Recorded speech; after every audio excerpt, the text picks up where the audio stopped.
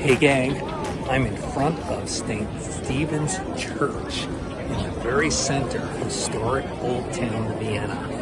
And it's so nice. I finished writing the first draft of my book, so I can actually enjoy a few days visiting the beautiful city here before heading home. And today I want to talk to you about Antiquitech. And I think being in front of this church is a perfect example. If you take a look at all the little decorations around the spires, you're going to start to see that they look exactly like antennae look in modern day radio uses.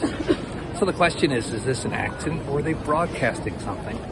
Now, many scholars of Antiquitech will tell you that they were able to light up entire cities. They've seen pictures of these drawings of, a cathedral in the center of town having electric light all over town, powered by it. So there's something going on here, and the question is, what?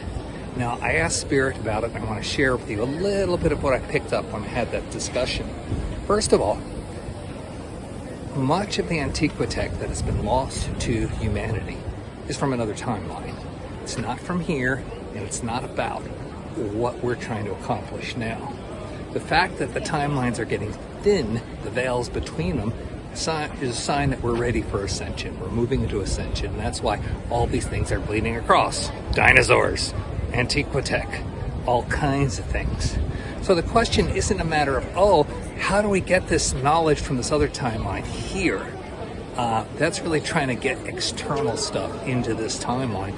Better way to look at it is, how do we take advantage of the science we have now to use the learning and inspiration we're getting from other timelines? Yeah. And that's when you're going to start to get all kinds of advances in science. Now, a lot of people will tell you, there's a cabal out there and they're just hiding everything from us. And there's some truth to that, right? There's all kinds of advances like anti-gravity, free energy. I personally know people who have free energy devices, all right? And I'm asking, how come you haven't released it yet?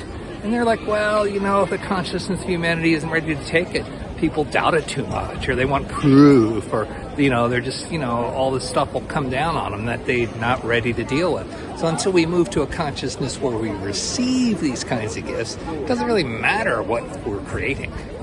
Anyway, we're not going to pull it across from another timeline here. We're going to use our own ingenuity to create all these wonders and more as we move forward. So that's what we want to be looking at. And we don't do that by fighting the cabal. Everybody's saying, those evil people, when the white hat's going to save us.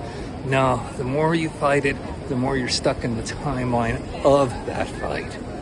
I've been trying to tell you, work to increase your own vibration, and then you move to the place where you can bleed through timelines. Ideas come to you, devices come to you, and then you're in a place where there's not so much division, there's not so much fighting, even though you still think you're in the same physical reality.